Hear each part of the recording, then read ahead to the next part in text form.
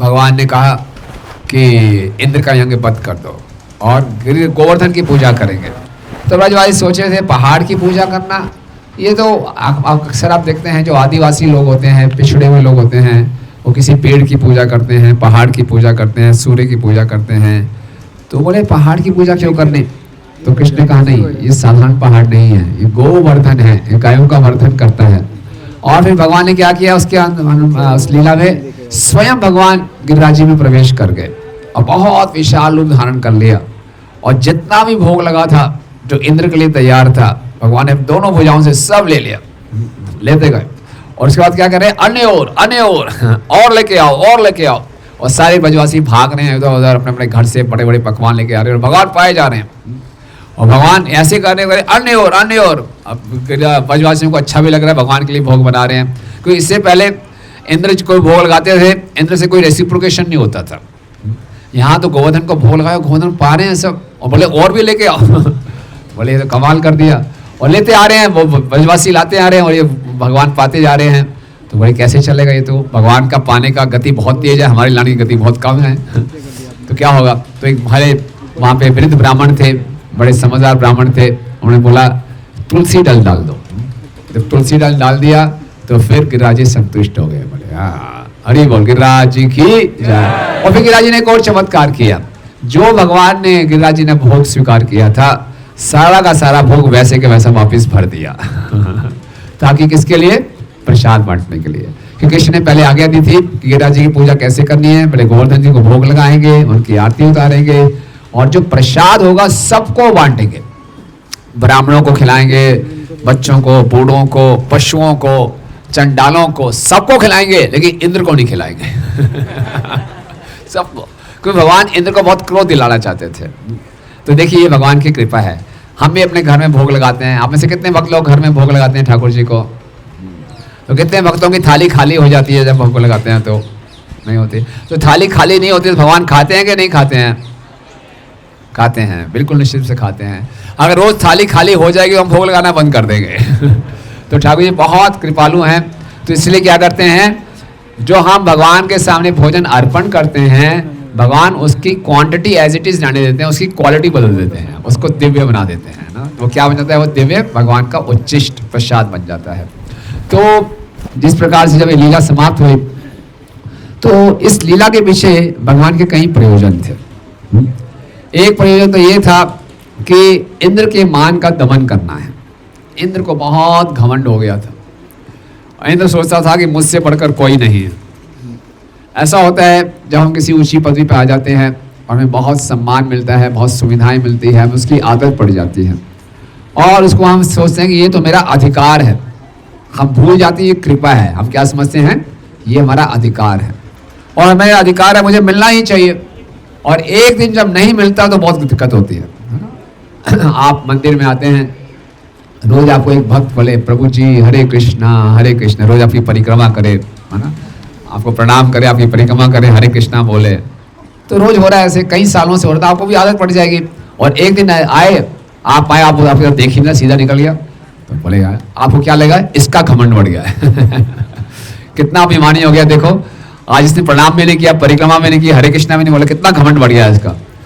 तो ऐसी ढंग से जब इंद्र ने देखा भाई टाइम हो गया है, दिवाली के अगले दिन मुझे भोग लगता है, वो तैयार थे इंद्र बिल्कुल, और भोग आ ही नहीं रहा। तो इंद्र ने अपने जासूस भेजे, क्या हो रहा है देखिए, मालूम करो, ब्रज में टाइम हो गया, राजभोग का समय है, मिलना चाहिए।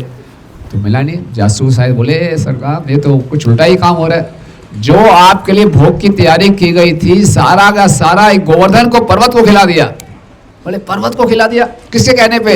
एक छोटा सा बालक है, चंचल बालक, उसका नाम है कृष्ण, उसके कहने पे इंद्र को इतना क्रोध आ गया।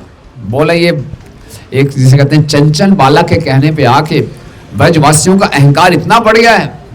इंद्र को लग रहा था कि ब्रजवासियों के पास बहुत ज्यादा गायें हैं, बहुत संपन्नता है, इसलिए उनका अहंकार बढ़ गया है। वास्तव में अहंकार किसका बढ़ा हुआ था? इंद्र का।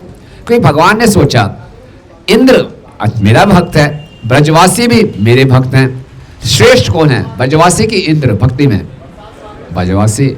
ब्रजवासियों के हृदय में जो कृष्ण के लिए प्रेम है वो तो अतुलनीय, उसकी कोई तुलना भी नहीं कह सकते। इंद्र भी भक्त है, भगवान की सेवा में लगे हुए हैं, एडमिनिस्ट्रेशन कर रहे हैं, लेकिन इंद्र की हिम्मत देखिए, ब्रजवासियों से सेवा ले रहे हैं और सोचते हैं सेवा लेना मेरा अधिकार है।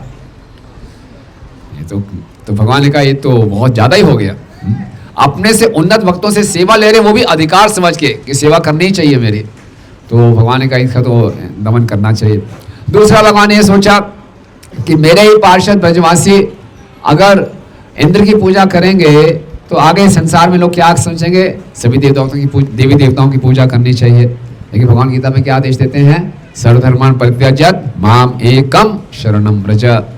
भगवान हमारे बहुत अच्छे प्रेमी हैं। एक बहुत हमारे वरिष्ठ भक्त बोलते हैं, Krishna is a transcendental aristocratic jealous lover. क्या है? Transcendental aristocratic jealous lover.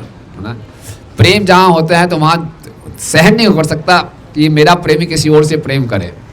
तो भगवान चाहते हैं कि हर एक जीवात्मा केवल मुझसे प्रेम करे। श्रील प्रभुपाद जी अपने भगवद गीता के प्रीफेस में लिखते हैं, Krishna wants it and Krishna demands it. मुझसे ही प्रेम करो, खबरदार किसी और से प्रेम किया जबरदस्ती, हाँ जबरदस्ती कह रहा हूं क्योंकि किसी और से प्रेम करोगे तो कभी भी संतुष्ट नहीं रहोगे। तो भगवान हमारा हित चाहते हैं। ऐसा नहीं कि भगवान को हम प्रेम नहीं करें तो भगवान अपूर्ण है। भगवान आत्मा राम है, भगवान को कोई अपूर्णता महसूस नहीं होती। इस संसार में हम किसी से प्रेम करते हैं, कोई हमारे प्रेम को वापस आदान प्रदान ना करे, हमें अपूर्णता महसूस होती है। लेकिन भगवान को कोई अपूर्णता महसूस नहीं हो रही। हमारे हित के लिए भगवान कह रहे हैं कि आपको मुझसे प्रेम करना चाहिए। तो भगवान ने कहा कि मुझे अपनी अनन्य भक्ति को स्थापित करना है। देखिए, जब हम भक्ति में आए तो किसी भी प्रकार का संशय नहीं होना चाहिए कि केवल कृष्ण की शरण ग्रहण करनी है। ये श्रद्धा की बात है। एक बुद्धिमान व्यक्ति अगर चाहेगा कि उसका एक घर में पेड़ हरा भरा रहे, जैसे पेड़ कितना हरा भरा है, तो कहां पानी डालेगा? एक एक पत्ती में डालेगा? नहीं। वो चाहता है एक एक पत्ता हरा भरा रहे, तो कहां पानी डालना चाहिए? उसको जड़ में डालना चाहिए। इसी ढंग से हमें पूरा कन्विक्शन होना चाहिए। यथा तरोर मूल निषेच ने न कृप्यंत यस्कत भुजोपि शाखा प्राण उपाद यथा इंद्रियाणम सर्वाणम अच्युत इज्य। जिस प्रकार से पेट में भोजन डालने से सारी इंद्रियां संतुष्ट हो जाती हैं, पेड़ की जड़ में पानी डालने से सारा पेड़ हरा भरा हो जाता है, इसी प्रकार से केवल कृष्ण की शरण ग्रहण करने से सब कुछ हो जाएगा। श्रद्धा शब्दे विश्वास कैले सुदृढ़ निश्चय, कृष्ण भक्ति कैले सर्व कर्म कृत है। ये विश्वास होना चाहिए। ये नहीं ठीक है ये कृष्ण प्रेम के लिए हरे कृष्ण कृष्ण कृष्ण हरे हरे, बिजनेस प्रेम के लिए कुछ और, है ना, जय माता दी, या फिर सोमवार को शिव जी की पूजा, मंगलवार को हनुमान जी की पूजा, बुधवार को ऑफ है, वीरवार को साईं बाबा की पूजा, फ्राइडे को किनकी दुर्गा माता की पूजा, शनिवार को शनि देव जी, इतवार को संडे फीस्ट लेक्चर हो गया। अपना वीक पूरा सेट है। हमने सबसे जुगाड़ करके रखा हुआ है, सबसे बना के रखते हैं जी हम तो सबसे बना के रखनी है, सबको आदर देना है, लेकिन अपना हृदय एक जगह देना है। प्रेम, भक्ति मतलब प्रेम, वो पूरा विश्वास होना चाहिए। तो भगवान ये स्थापित करना चाहते हैं, इंद्र के मान का दमन और अपनी अनन्य भक्ति की स्थापना। और तीसरा उद्देश्य भगवान स्थापित करना चाहते हैं ब्रजवासियों की भक्ति की महिमा। देखिए, ब्रजवासी जो ये इंद्र का यज्ञ करते थे, कई वर्षों से कर रहे थे, परंपरा थी। भगवान छोटे बालक में आए, पूरी तैयारियां चल रही है। जैसे आपके मंदिर में फेस्टिवल कमेटी होती है ना, फेस्टिवल कमेटी की मीटिंग चल रही है, कल यज्ञ करना है, सब भाग दौड़ कर रहे हैं। और फेस्टिवल कमेटी के चेयरमैन का बेटा आ जाए मीटिंग में, 7 साल का, बाबा बाबा बाबा क्या कर रहे हो? बेटा जाओ मीटिंग करने दो, टाइम नहीं है, जाओ। नहीं बाबा बाबा बताओ क्या कर रहे हो, ना क्या कर रहे हैं? कुछ चल रहा है आपको, क्या आप जाओ खेलो कूदो। नहीं बाबा बाबा आप क्या सोचते हो, मैं पूरा जीवन गाय चराता रहूं, मुझे भी तो बताओ क्या है ये धर्म, हम क्या कर रहे हो बताओ तो सही। सब बन में बोला बता दो बच्चा है, बता दो बता दो। तो बोले ऐसे हम यज्ञ कर रहे हैं इंद्र के लिए। बाबा बाबा ये किसी शास्त्र में लिखा है या लोकाचार है? बोले मालूम नहीं, शास्त्रों में तो लिखा कि नहीं लिखा, लोकाचार है। तो बाबा क्यों कर रहे हो यज्ञ? बड़े प्रश्न पूछने लगे। अमरनाथ महाराज को बड़ा स्नेह आ गया, अपनी गोद में उठाया कि एक प्रश्न का उत्तर दे रहे हैं। हम किसान हैं, हम वर्षा पर निर्भर करते हैं, इंद्र हमें वर्षा देते हैं। फिर कृष्ण बड़े मासूमियत से बोलते हैं इंद्र वर्षा नहीं देते बाबा, है ना, वर्षा तो हर जगह होती है, समुद्र पे वर्षा होती है, समुद्र को यज्ञ थोड़ी करता है। वर्षा तो बादल से होती है, बादल रजोगुण से बढ़ता है। हमें तो अपने स्वभाव के अनुसार काम करना चाहिए, जैसा कर्म करोगे वैसा फल मिलेगा। तो कर्म ही पूजा है ना। भगवान ने क्या सिद्धांत दिया? आप में से कितने लोग मानते हैं कर्म ही पूजा है ना? कितने लोग मानते हैं? गिरिराज जी पे बैठ के बोलिए, कितने लोग माने कर्म ही पूजा है? है ना। कितने लोग मानते हैं नहीं गलत है, कर्म पूजा नहीं है। कितने लोग कंफ्यूज हैं बिल्कुल। तो देखिए भगवान ने ये गलत सिद्धांत जान के दिया, कर्म ही पूजा नहीं है। कर्म तो टेररिस्ट भी कर रहे हैं कि आज बम फोड़ दिया, कोई यही मेरी पूजा है, वो यही तो सोच रहे हैं। कर्म तो एक गधा भी कर रहा है, बोले मैं पूजा कर रहा हूँ, नहीं। वो कहते हैं गीता का संदेश है कर्म ही पूजा, नहीं नहीं। प्रभुपाद जी कहते हैं गीता का संदेश है पूजा ही कर्म है ना, ये है। तो हमें कर्म ही पूजा नहीं करना, पूजा ही कर्म है, यानी हर कर्म को पूजा बना देना है। कर्म करना है किसके लिए और क्यों करना है ये क्लियर होना चाहिए, ठीक है ना। तो भगवान ने जान के सिद्धांत स्थापित किया। तो जब इतना सब कुछ हुआ तो नंद महाराज ने बोला ठीक है बेटा, किसका यज्ञ करना चाहिए? बोले गोवर्धन का यज्ञ करना चाहिए। और कर देंगे, गोवर्धन का भी यज्ञ कर देंगे, पहले इंद्र का यज्ञ कर लें फिर गोवर्धन का यज्ञ कर लेंगे। बोले नहीं नहीं नहीं नहीं नहीं, जो ये तैयारी हो रही है इसी यज्ञ की तैयारी जो सामान है इसमें इंद्र को प्रसन्न की जगह गोवर्धन को करना है और इससे मुझे खुशी होगी। जब भगवान ने ये बोला इससे मुझे खुशी होगी तो नंद महाराज और सब ग्वालों ने सोचा ठीक है, ठीक ही तो कह रहा है ना। ऐसा नहीं कि नंद महाराज जी कृष्ण की फिलॉसफी से कन्विंस हो गए थे, फिलॉसफी से कन्विंस नहीं हुए थे। ब्रजवासी बहुत सरल हृदय के, बोले कृष्ण खुश होगा ना, बस यही फिलॉसफी है, जिसमें कृष्ण प्रसन्न है वो हम करेंगे ना, कुछ भी करना पड़े। ऐसा नहीं वो सोचे कर्म मीमांसा सिद्धांत है, ये सिद्धांत है, वो सिद्धांत कुछ नहीं। बाला कृष्ण बोल रहा है ऐसा करोगे तो मैं खुश हो जाऊंगा, ठीक है भाई ऐसा ही कर देते हैं। इतने सालों की जो परंपरा चल रही है वो तोड़ दी, कितना बड़ा रिस्क लिया। और उनको मालूम था हम इंद्र से पंगे ले रहे हैं, इंद्र वर्षा का देवता है, इंद्र ने वर्षा रोक दिया, ज़्यादा वर्षा कर दी, हमारी फसल खराब हो जाएगी, गायों को हानि होगी, कोई दिक्कत नहीं। कृष्ण किससे प्रसन्न हो रहे हैं, ये जीवन का उद्देश्य होना चाहिए। हम अपने जीवन में सफल हैं कि नहीं, सफलता का मापदंड क्या है? क्या जो मैं कार्य कर रहा हूँ इससे गुरु कृष्ण प्रसन्न होंगे कि नहीं होंगे, बस। अगर ये अपने अंदर हम चेक मीटर डाल दें हमेशा, जो मेरा विचार, मेरी इच्छा, मेरा कार्य, क्या ये गुरु कृष्ण को प्रसन्न करेगा कि नहीं करेगा, इतना अगर हम सोच के चलते ना कि हमारा जीवन परफेक्ट है। और यही हमें प्रार्थना करनी चाहिए गिरिराज जी में आके, गिरिराज जी हमारी सारी आध्यात्मिक इच्छाओं की पूर्ति कर सकते हैं।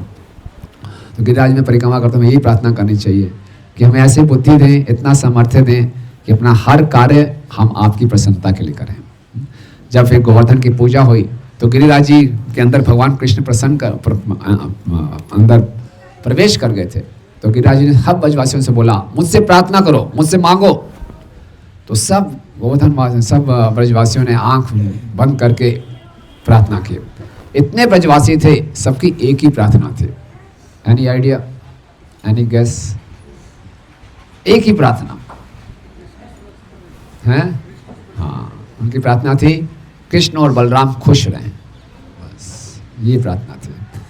तो इसी ढंग से हमारी भी प्रार्थना होती है कि हम कृष्ण बलराम को प्रसन्न कर सके, यही हमारा जीवन सिद्ध हो जाएगा। तो यहाँ हम देखते हैं कि ब्रजवासी कृष्ण को प्रसन्न करने के लिए किसी भी हद तक जा सकते हैं। खतरा मोल ले लिया उन्होंने, और वहाँ इंद्र, उसको ज़्यादा सुविधाएं मिल गई, उसका मान बढ़ गया, इतना अहंकार बढ़ गया, वो सोचते हैं कि मैं असली ईश्वर हूँ, कृष्ण एक साधारण बालक है। तो जब हमारा अहंकार बढ़ जाता है तो हम अंधे हो जाते हैं। तो फिर इंद्र ने खूब घमासान वर्षा की, ऐसे बादलों को बुलाया जो कि प्रलय के समय आते हैं। क्या बादलों का नाम था उनका? तो समर्थक बादलों को बुलाया, ये व्रज को खत्म कर दो। तो समर्थक बादलों ने बोला कि सर अभी तो टाइम नहीं आया प्रलय का, अभी तो आप अननेसेसरली आप बता रहे हैं, हमें टाइम तो आया नहीं, अभी 7वां मनवंतर चल रहा है। प्रलय कब होनी है? 14वें मनवंतर में, जब ब्रह्मा जी सोने जाएंगे तो प्रलय होती है। अभी तो ब्रह्मा जी का 12 बजे हैं दिन के अभी तो आधा दिन हुआ है, अभी रात हुई नहीं, अब कैसे कर लेंगे? बोले नहीं अभी कर दो। तो क्या होता है, जब अहंकार बड़ा होता है तो एब्यूज ऑफ पावर, है ना, पावर है उसके हाथ में, एब्यूज ऑफ पावर, चलो मैं कह रहा हूँ अभी खत्म कर दो और पूरे ब्रज को खत्म कर दो। कितना बड़ा अहंकार से क्या होता है, हृदय कठोर हो जाता है। जब हम बहुत सेल्फ सेंटर्ड हो जाते हैं कि मुझे ये चाहिए, जो मैं चाहता हूँ, जिस मैं चाहता हूँ, जैसा चाहता हूँ, मुझे मिलना चाहिए, ये रजोगुण है। और उसमें जब नहीं मिलता हम किसी की परवाह नहीं करते, हर हालत में मुझे चाहिए। तो इंद्र का, हालांकि इंद्र देवता हैं, जब हम इंद्र के विषय में चर्चा कर रहे हैं तो कई बार हमें सोचते हैं अच्छा इंद्र ऐसे हैं, मैं तो इंद्र से बहुत बेहतर हूँ मैं तो ऐसा नहीं सोचता। नहीं, इंद्र जी बहुत उन्नत भक्त हैं, है ना। कभी भी गलती नहीं करना, नहीं तो हम इंद्र जी के प्रति अपराध कर देंगे। इंद्र हमसे बहुत, उनकी उन्नत स्थिति है, भगवान को उन पर बहुत विश्वास है। फिर भी भागवतम में उनके ऐसे कुछ केसेस आए हैं। क्यों? हमें सिखाने के लिए। हम में से किसी का अहंकार बढ़ जाता है तो भागवतम में चर्चा नहीं आएगी कि एक भक्त रुक्मिणी कृष्णदास, उनका अहंकार बढ़ा हुआ था, नहीं, उसकी कोई चर्चा नहीं आएगी। इंद्र का अहंकार बढ़ा, इतना अहंकार बढ़ गया, उसने ऐसे हरकत की, तो भागवतम में चर्चा है, क्योंकि बहुत विशेष व्यक्ति हैं वो, तो हमें सिखाने के लिए है ये सब, राइट। तो क्या कह रहे थे, हाँ, तो जब हम बहुत स्वार्थी हो जाते हैं, सेल्फ सेंटर्ड हो जाते हैं, तो हमारा हृदय बहुत कठोर हो जाता है। भक्ति में आगे बढ़ना है तो ब्रजवासियों का मूड लाना है हमने, है ना। जैसे हम बताते हैं, ब्रज का अर्थ है भगवान की योजनाओं के अनुसार चलना। तो उसमें भक्ति में हमारी जो सबसे बड़ी बाधा आगे आती है भक्ति बढ़ने में, हमारी बढ़ाने में, अपने सुख की वासनाएं। हम अपने आप को हमेशा केंद्र में रखते हैं कि मैं हर परिस्थिति में कंफर्टेबल रहूं, बस सेवा भी ऐसी करूंगा मैं कंफर्टेबल रहूं, मैं जो सेवा कर रहा हूं, मैं जो ये कर रहा हूं, मुझे इससे क्या मिल रहा है, मेरे को सूट करता है तो मैं करूंगा। मेरी सेवा से बाय चांस अगर गुरु कृष्ण प्रसन्न हो गए, नो प्रॉब्लम उसमें मुझे कोई दिक्कत नहीं है, लेकिन सबसे पहले मैं प्रसन्न होना चाहिए। मेरी खुशी में कृष्ण की खुशी है। लेकिन ब्रजवासियों का क्या सिद्धांत है? कृष्ण की खुशी में हमारी खुशी है। इस संसार में अक्सर लोग मंदिर में जाते हैं किस लिए? ठाकुर जी हमें खुश कर दो, फिर हम आपको खुश कर देंगे। क्या याद करोगे ना, आपको नई पोशाक ला देंगे, आपके मंदिर को सजा देंगे, पहले आप हमें खुश कीजिए, है ना। मेरी खुशी में आपकी खुशी नहीं। ब्रजवासियों का सिद्धांत है आपकी खुशी में हमारी खुशी। पूरा 180 डिग्री बदलना है अपने आप को, लेकिन धीरे धीरे धीरे बदलने का प्रयास करना है। तो इंद्र इतना अहंकार बढ़ा हुआ, हृदय इतना कठोर हो गया, इतना क्रूर हो गया कि क्या कहता है, खत्म कर दो, एक गाय नहीं बचनी चाहिए, गौ हत्या करने को तैयार हो गया, सारे ग्वाल वालों को मार दो। और जब सारे ग्वाल वाल मर जाएंगे और गाय मर जाएंगी तो फिर नंद महाराज की भी हत्या हो जाएगी, तो तब मुझे प्रसन्नता होगी, मेरा इतना बड़ा अपमान किया। तो इंद्र ने पूरा जोर लगा दिया, और जब घमासान बारिश हुई, कहते हैं एक एक पानी का बूंद ऐसे था जैसे हाथी का पांव हो, और इतनी जोर से हवा चल रही थी, इतना तूफान, तो सारे ब्रजवासी घबरा गए। तो घबरा कर ब्रजवासियों ने नंद महाराज की पिटाई शुरू नहीं कर दी कि नंद महाराज जी आपके बच्चे ने क्या करवा दिया, पिटवा दिया, हमें मरवा दिया ये बहुत, आपके बालक तो बहुत शरारती है, इसकी क्यों हमने बात मान ली, आप हमारे राजा हो, हमारे स्वामी हो, आपको ध्यान देना चाहिए, हमारे कैसे लीडर हो आप ही अपने बच्चे को परिवार वालों के कहने चक्कर में हमारे को वो करवा दिया नहीं, उन्होंने तब भी कृष्ण की शरण ली। तो भक्ति में परीक्षा की घड़ियां आती हैं, भक्तों के जीवन में भी कष्ट आते हैं।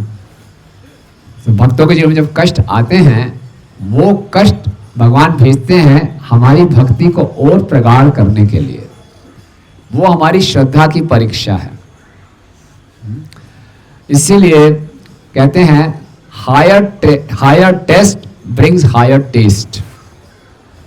जब हायर टेस्ट होगा, मुश्किल परीक्षा पास करेंगे तो ज्यादा उन्नति मिलेगी। तो घबराना नहीं चाहिए। हमें भक्ति में एक मूल सिद्धांत हमेशा याद रखना चाहिए कि कृष्ण मुझसे बहुत प्रेम करते हैं। कृष्ण से बढ़कर मेरा कोई प्रेमी नहीं है, इसलिए कृष्ण मेरे जीवन में जो भी ला रहे हैं मेरे हित के लिए, तो उसको स्वीकार करना चाहिए, उसको चैलेंज नहीं करना चाहिए कि मैं इतना अच्छा भक्त हूँ, मेरे साथ ऐसा क्यों हो रहा है ना। शुरुआत में हम ऐसे सेशन लेते हैं, अच्छे लोगों के साथ बुरा क्यों होता है, तो हमें लगता है मैं अच्छा भक्त हूँ, मेरे जैसे अच्छे भक्त के साथ बुरा क्यों हो रहा है। नहीं, कभी बुरा नहीं हो रहा, भगवान की ये इच्छा है। तो ब्रजवासी घबराए नहीं, तुरंत कृष्ण की शरण में गए, और कृष्ण ने बोला ठीक है मैं आपकी रक्षा करता हूँ, आइए। और कृष्ण सबको यहाँ पे लेकर आए गिरिराज गोवर्धन पे, और बहुत ही सुंदर तरीके से, कृष्ण के लिए तो बहुत आसान था कृष्ण ने क्या किया, अपना बायां हाथ गिरिराज जी के नीचे डाला और अपनी छोटी उंगली पे गिरिराज जी को उठा लिया। बोल गिरिवरधारी की जय, गिरिवरधारी की। अब आप किसी कोई व्यक्ति भक्ति में नया नया आया है या जिसको ये मालूम नहीं है, बोले हद होती है सेंटिमेंटलिज्म की भी, भावुकता की भी हद होती है, कल्पना से भी परे, मतलब कल्पना की भी हद होती है कि एक 7 साल का गांव का लड़का पूरे पर्वत को एक छोटी उंगली में उठा लिया, हद होती है ये तो। मतलब कि आप, हम भी कॉमिक्स पढ़ते हैं लेकिन ऐसा तो कभी नहीं सोचा ना। हम हिंदी पिक्चर में देखते हैं, उसमें भी कुछ ना कुछ हीरो करता रहता है उल्टा सीधा काम, लेकिन ये तो गड़बड़ी है कुछ नहीं। तो भगवान की शक्तियां अचिंत्य हैं। श्रील प्रभुपाद जी के आंदोलन में शुरुआत में एक भक्त ने जोड़ी थी जिनका नाम था जादू रानी, बहुत अच्छी पेंटर थी। तो भगवान ने उनको, प्रभुपाद जी ने उनको आज्ञा दी थी कि आप भगवान की गोवर्धन लीला की पेंटिंग करो।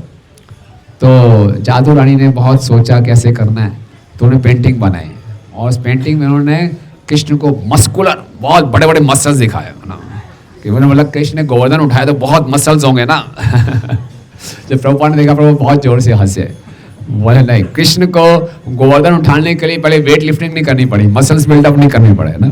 हम देखते हैं ओलंपिक्स में जो वेट लिफ्टर्स होते हैं करके उठाते हैं कितना वेट उठाते हैं वो, हाँ क्या रिकॉर्ड है आजकल, 300 350 किलो, कितनी देर तक उठा पाते हैं, जान निकल जाती है उनकी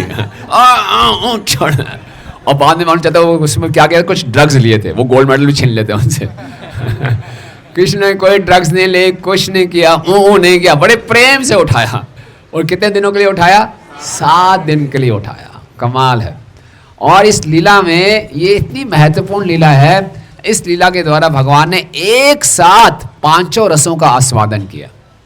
पहले क्या होता था, जो भगवान की कुमार की लीला है, 5 वर्ष तक की आयु की लीला है, उसमें वात्सल्य रस प्रधान है।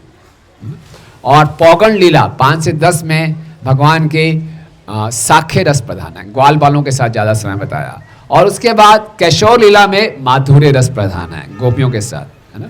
जब भगवान सुबह गाय चराने जाते थे तो सब गोपियाँ बड़ी निराश हो जाती थी कि पूरा दिन प्रतीक्षा करनी पड़ेगी भगवान के दर्शन करने के लिए। यशोदा मैया, सब गोपियाँ दूर तक जाती थी जब तक कृष्ण ओझल नहीं हो जाते थे आंखों से, और प्रतीक्षा करते रहते थे कि कब गोधूलि का समय आएगा, भगवान वापस आएंगे। एकदम मीनार के ऊपर खड़े होकर सब देखते थे कृष्ण आने वाले हैं, आने वाले हैं। और जब रात को कृष्ण आ जाते थे तो ग्वाल वालों और गायों से बड़ी परेशानी होती थी, रात कैसे कटेगी। तो अर्ध रात्रि में ही ग्वाल वाल उठ जाते थे, यशोदा मैया का दरवाजा खटखटाते, उठो उठो, गाय चराने का समय हो गया। यशोदा उठती थी, बोले अभी अर्धरात्रि होती है, भागो यहाँ से, कृष्ण को सोने दो। तो गोपियां भी कृष्ण के विरह में रहते थी, ग्वाल बाल भी कृष्ण के विरह में रहते थे, गाय भी विरह में रहते थे, कभी इकट्ठे नहीं हो पाते थे। और श्रीमती राधा रानी और दूसरी गोपियां जो भगवान के साथ माधुर्य रस का आस्वादन करते हैं, वो वृद्ध गोपियों के सामने आ नहीं पाते थे, उनको संकोच होता था। लेकिन इस समय सभी रसों में जो स्थित भक्त हैं एक साथ उपस्थित हैं और कृष्ण केंद्र में हैं, और सबको ऐसा लग रहा है कृष्ण खाली उनको देख रहे हैं। आप सोचिए, कल्पना कीजिए। तो ये जो 7 दिन की इतनी बड़ी आपत्ति थी, इमरजेंसी सिचुएशन थी, वो एक बहुत बड़ा फेस्टिवल बन गया। क्यों? कृष्ण की शरण लेने से। तो ये इतनी सुंदर शिक्षा है। हमारे जीवन में जो मर्जी उथल पुथल होती रहे, अगर उस सिचुएशन में, उस परिस्थिति में हम कृष्ण की शरण ले लेते हैं तो वो परिस्थिति हमारे लिए एक उत्सव बन जाती है ना। हम सब ने कोरोना में देखा होगा, कोरोना में पूरा संसार परेशान था, भक्तों के जीवन में भी परेशानियां आई, लेकिन भक्त लोग क्या थे, पूरा दिन श्रवण कीर्तन में मग्न थे। परेशानियां आई भी, इतना पता नहीं चला। कितने भक्तों को ऐसा अनुभव था कोरोना टाइम में ना, तो सबको ऐसे लगा था गोवर्धन लीला चल रही है 24/7, पूरा श्रवण कीर्तन में हम लिप्त हैं। तो इसी ढंग से कुछ भी जीवन में हो जाए, क्या करना हमने? हरे कृष्णा कृष्णा कृष्णा हरे हरे, हरे राम राम राम हरे हरे, है ना। तो पूरा इंद्र ने जोर लगा दिया, इंद्र ने अपना वज्र फेंका, लेकिन गोवर्धन का एक बाल बांका भी नहीं हुआ। गोवर्धन पूरे एक्सटेसी में थे। क्यों? कृष्ण का स्पर्श हो रहा था। तो जहां हमारे कृष्ण की स्पर्श, अपने जीवन में हमेशा प्रभुपाद कहते हैं जीवन को इस ढंग से डालें कि हमेशा कृष्ण के स्पर्श में रहें। बस ये आर्ट है, प्रभुपाद ट्रिक है, ये एक कला है, to be always Krishna conscious. मन उधर भटक रहा हो, नहीं, दोबारा से हम कृष्ण के संपर्क में आ जाएं। सभी समस्याओं का समाधान एक ही है, always remember Krishna, never forget Krishna. हमेशा कृष्ण का स्मरण करें, कभी कृष्ण को भूलें ना। तो इसलिए ब्रजवासियों को कोई समस्या नहीं हुई, इतना सुंदर समय, पूरा उत्सव, 7 दिन ना कुछ खाने की चिंता, ना पीने की चिंता, ना सोने की चिंता, उत्सव ही उत्सव। भगवान इतने सुंदर दिख रहे हैं, सब उनके मुखारविंद का पान कर रहे हैं, उसके रस का पान कर रहे हैं। और वहाँ पे लेकिन यशोदा मैया चिंता में है। यशोदा मैया सोच रही है कृष्ण ने खड़ा किया हुआ है। आप लोगों को स्कूल में कभी सजा मिली थी ऐसे पीछे खड़े हाथ खड़ा करके? मिली थी ना, थक जाते थे ना ऐसे खड़ा करने दोनों हाथ, और कृष्ण यूँ खड़े हैं ऐसे करके। यशोदा मैया, और ये खाली हाथ नहीं खड़े, ऊपर पर्वत, इतना बड़ा पर्वत है। यशोदा मैया सोच रहे बच्चा थक जाएगा, थक जाएगा। तो बोले तो थक गया होगा, देख तेरे पसीने आ रहे हैं, ये हो रहा है ना। कृष्ण बोलते नहीं नहीं नहीं, कोई थका नहीं हूँ, ये तो बहुत गोवर्धन, बहुत आपने इतना सुंदर भोग खिलाया है, गोवर्धन आनंद में इसलिए बड़ा हल्का हो गया है। मैं नहीं है। ये वहाँ पे उनके कृष्ण के मित्र थे मधुमंगल। मधुमंगल कहता है यशोदा मैया चिंता मत करो, मैं ब्राह्मण हूँ, मेरे ब्राह्मण तेज से ये गोवर्धन हल्का हुआ है। ये तो कृष्ण ने ऐसी उंगली लगा रखी है, इसको और कोई दिक्कत नहीं है ना। तो यशोदा मैया ने फिर डांटा, तू चुप हो जा, देख नहीं रहा इसके माथे पे कितने पसीने की बूंदें आ रही हैं, तू फालतू में बोलता रहता है। तो ऐसे बहस सब चल रही थी। और तभी वहाँ पे श्रीमती राधा रानी भी हैं, वृद्ध गोपियाँ भी हैं। तो गोपियाँ राधा रानी को कह रही हैं कि तुम अपनी कटाक्ष मत डाला करो कृष्ण के ऊपर, है ना। तो राधा रानी आँखों के कोनों से कृष्ण को देखती थी। तो जब राधा रानी की कटाक्ष देखती थी कृष्ण को, तो कृष्ण हिल जाते थे, कृष्ण हिल जाते थे, पर्वत हिलता था। और सब गिरा गिरा गिरा सब अपनी चोटियाँ लगाते थे, अरे बचा लिया बचा लिया। और फिर एक हाथ से कृष्ण ने ऐसे पकड़ा हुआ है, दूसरे हाथ से कृष्ण ने बांसुरी बजाना शुरू कर दी। जब बांसुरी बजाना शुरू की तो मधुमंगल ने बोला, ऐसी बांसुरी मत बजाओ, तुम्हारी बांसुरी जब कोई सुनता है तो पहाड़ पिघल जाते हैं। तो ये बांसुरी सुन के गोवर्धन पिघल गया, तो इसमें हम बह जाएंगे, इंद्र की वर्षा में तो नहीं भाई, इसमें डूब जाएंगे, है ना। तो ऐसा मत करो। तो इस प्रकार से ये आदान प्रदान चलता रहा। और कृष्ण भी आनंद में हैं, सभी ब्रजवासी भी आनंद में हैं। और वहाँ इंद्र की बुरी हालत हो रही है ना। और जब इंद्र की इतनी बुरी हालत हो रही है, अब देखिए जब कंस को मालूम चला ऐसा हो रहा है, तो कंस ने अपना एक दूत भेजा इंद्र के पास।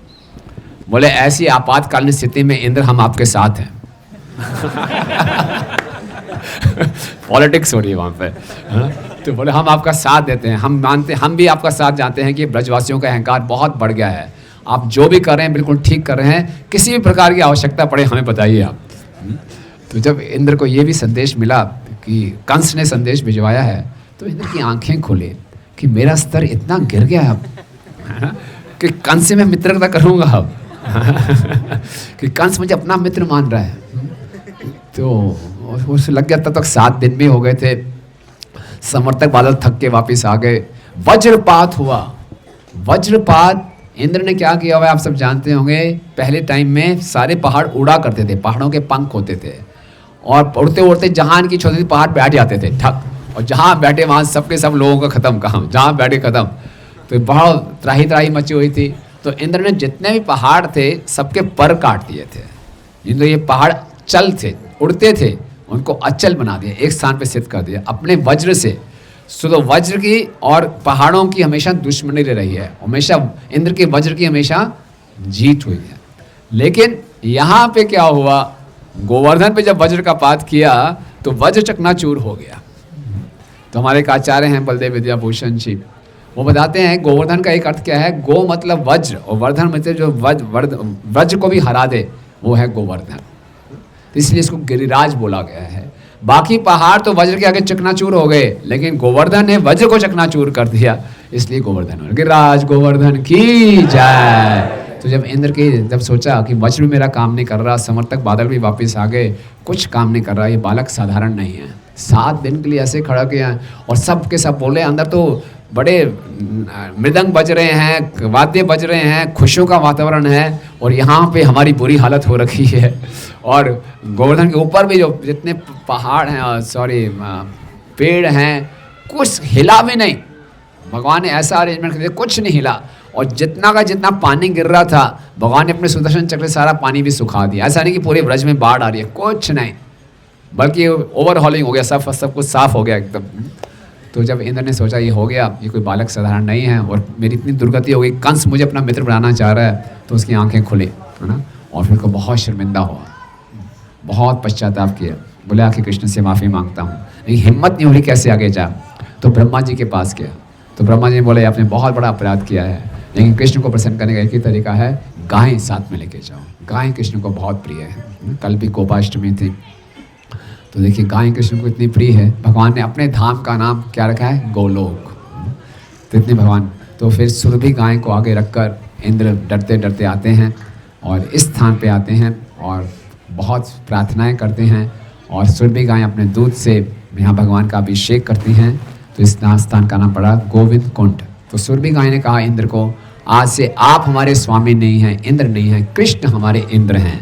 तो गायों के इंद्र हैं, तो इनका नाम पड़ा गोविंद।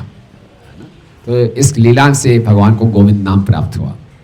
और फिर भगवान का अभिषेक करने के लिए इसमें ब्रह्मा जी आए, यहाँ पे शिव जी आए, और यहाँ पे भगवान का अभिषेक हुआ, भगवान की आरती की गई, और बाद में ये सब करके प्रार्थना करके सब चले गए। सारा सामान नहीं पड़ा था, चामर वगैरह सब पड़ा था। तो बाद में नंद महाराज बाकी ग्वाल बाल वापस आए, तो बोले, भगवान के मित्रों से पूछा क्या है ये सब। तो उन्होंने बताया कि एक ऐसा व्यक्ति आया था जिसकी 1000 आँखें थी, वो रो रहा था भगवान के सामने। एक ऐसा व्यक्ति था जिसके 4 मुख थे, एक ऐसा व्यक्ति जिसके 5 मुख थे, पता नहीं क्या क्या मंत्रों का उच्चारण कर रहे थे, कृष्ण की सेवा कर रहे थे, चामर कर रहे थे। तो जब ऐसी बातें सुनी तो नंद महाराज थे, बच्चों के बच्चे हैं, पता क्या बोलते रहते विश्वास ही नहीं किया ना। तो वही कहा, ये तो अपना बालक है, ये क्या करेगा ना। तो जो ब्रजवासी हैं वो भी ट्रांसडेंटल एथीस्ट हैं नास्तिक हैं, भगवान को भगवान नहीं मानते, बोले बाल है क्या बच्चे बोलते रहते हैं। तो वो तो कृष्ण की बाजू दबा रहे हैं ना, थक गया होगा है ना, और यशोदा मैया ऊपर से मिर्चों का वो कर रहे क्योंकि बुरी नज़र ना लग जाए, उसकी आंखें चूम रही हैं, तो ताकि हमारा कृष्ण सुरक्षित रहे। बहुत बड़ी समस्या का निवारण हो गया। तो ये बहुत ही सुंदर स्थान है, यहाँ खूब प्रार्थनाएं करें। यही वो स्थान है जहाँ पे माधवेंद्रपुरी जी आए थे, और ये स्थान हमारे गुरु महाराज परम पूज्य गोपाल सिंह महाराज जी को बहुत प्रिय है। और यहाँ पे जब भी वो आते थे तो माधवेंद्रपुरी की लीला अवश्य करते थे ना। तो यहीं पे माधवेंद्रपुरी जी की भजन कुटीर है, और माधवेंद्रपुरी जी भी यहाँ पे गोवर्धन परिक्रमा करते करते आए थे, तो यहीं पे उन्होंने विश्राम किया था। और विश्राम किया था तो उनके सामने एक बहुत सुंदर बालक आ गया था, और बोले थे, बाबा हमारे गांव में कोई भूखा नहीं रहता।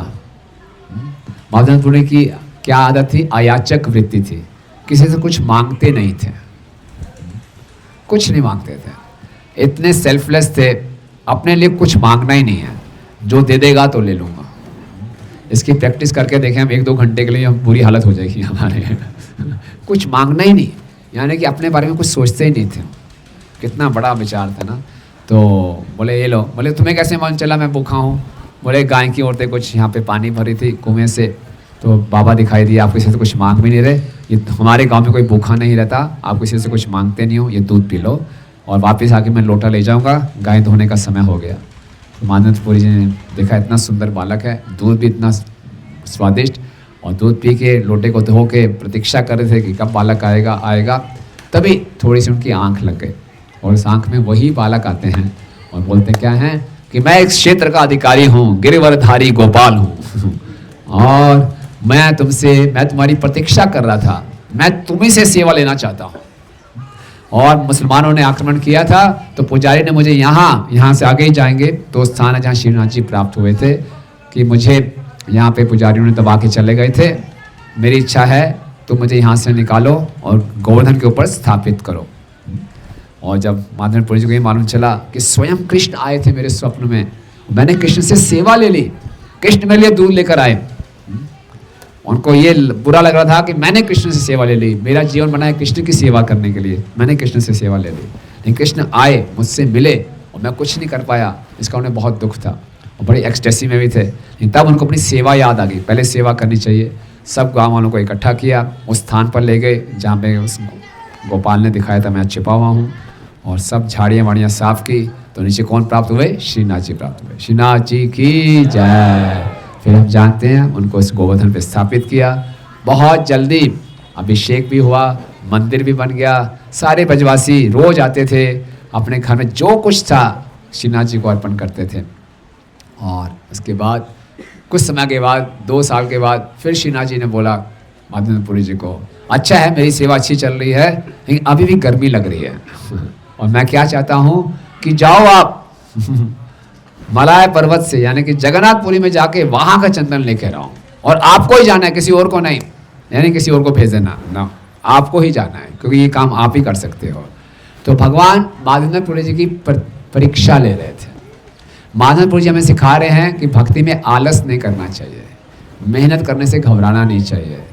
माधवपुर ने ये नहीं भगवान से आर्गुमेंट किया, कुछ लॉजिकल बात करो, लोही बाजार से ले आता हूँ चंदन ये पास में है, आपको चाहिए भी, डिमांड में देखो क्या है, जगन्नाथपुरी।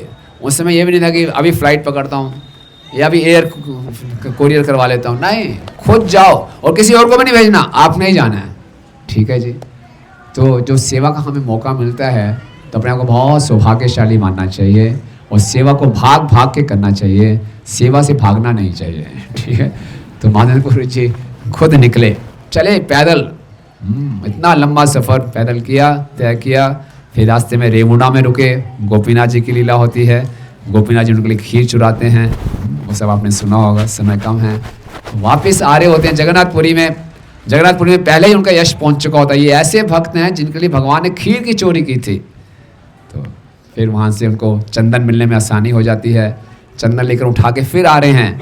फिर भगवान सोचते चलो बहुत परीक्षा हो गई, मेरे भक्त को इतना कष्ट नहीं होना चाहिए, इतना सामान लाट के आएंगे। बोले ठीक है, यही रेमुणा में रुक जाओ, मेरे में और गोपीनाथ में कोई अंतर नहीं है, तो ये चंदन आप रेमुणा में गोपीनाथ जी को ही लगा देना, है ना। तो ये लीला होती है। तो माधवपुर जी से भी हम प्रार्थना करें हम कि हमें सेवा में हमारा उत्साह बढ़े। माधवपुर जी बहुत ही विशेष भक्त हैं। इससे पहले माधवपुर जी के आने से पहले, इस पृथ्वी पर आने पड़ने से पहले भौतिक वासियों को, भौतिक जगत के निवासियों को राधा रानी की महिमा के बारे में मालूम नहीं था। राधा रानी का कृष्ण के प्रति क्या प्रेम है पूरे जगत को मालूम नहीं था, उन्होंने इसको प्रकाशित किया। तो इसलिए बहुत उन्नत कोटि के भक्त हैं। तो उनसे भी हम आशीर्वाद लें यहाँ पर आके, और हम अपनी सेवा में बहुत ही हमेशा अग्रसर रहें। और जो भी हमें प्रभुपाद जी कृपा से प्राप्त हुआ है, हमें अपने आप को बहुत बहुत सौभाग्यशाली मानना चाहिए। इसको कभी भी हम खोए ना, इसको आगे बढ़ाएं। जो हमारा सौभाग्य है, इस सौभाग्य को आगे बढ़ाएं और सौभाग्य को खूब बांटें।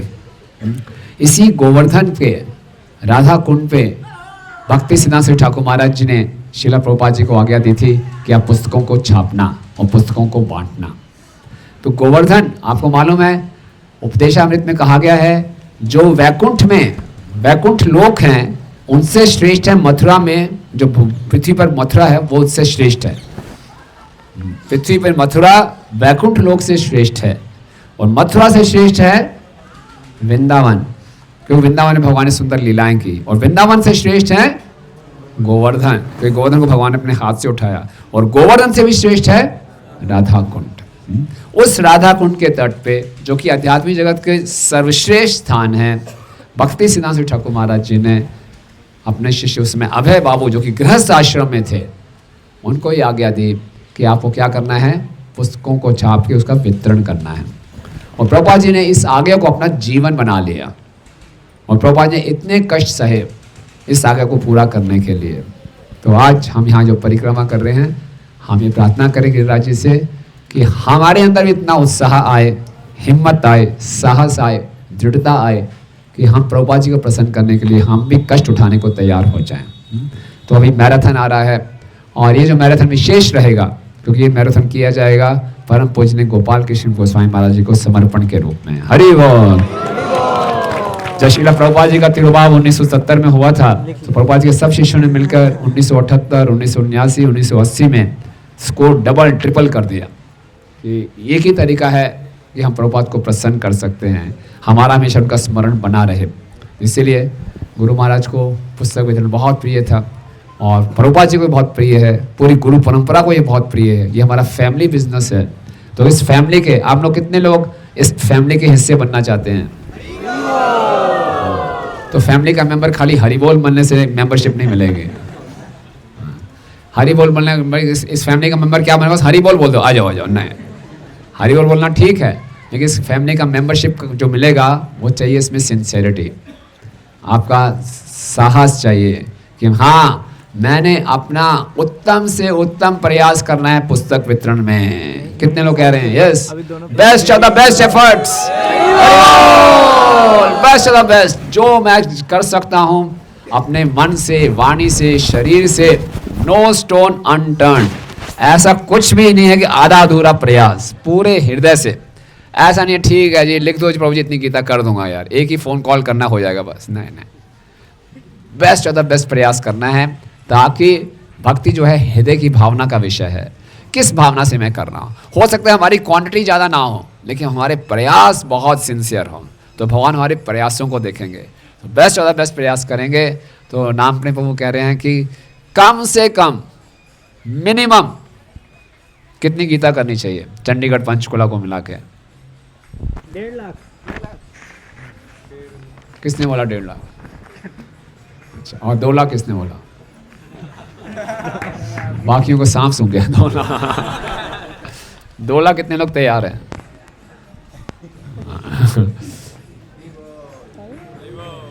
क्या है बताइए।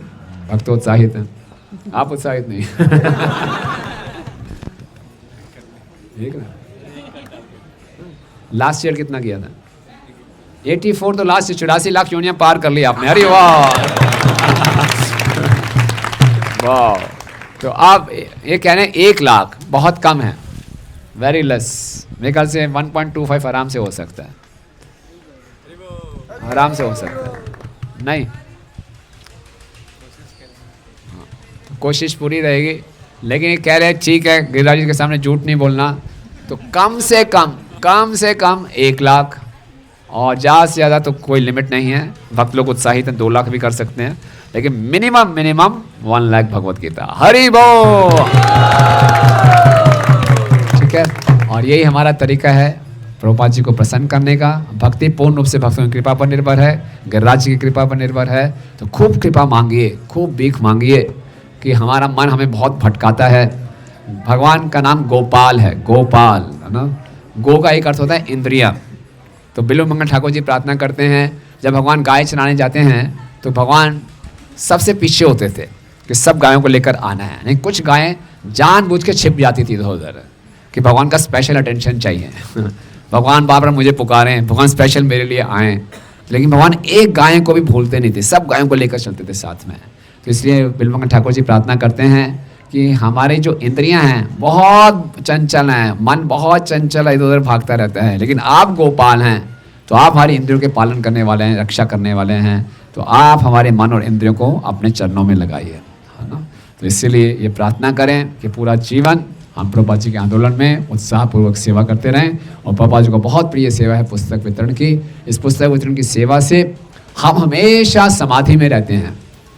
मन को नियंत्रण करना बहुत आसान हो जाता है, और सारे अपनी समस्याओं से हम ऊपर उठ जाते हैं, अनर्थों से ऊपर उठ जाते हैं। कितने भक्तों का ऐसा अनुभव है कि पुस्तक वितरण करते हैं, अपनी सब समस्याओं से हम ऊपर उठ जाते हैं ना, ट्रांसडेंटल दिव्य स्थिति को प्राप्त करते हैं। इसलिए आप सबको बहुत बहुत शुभकामनाएं और बधाइयाँ।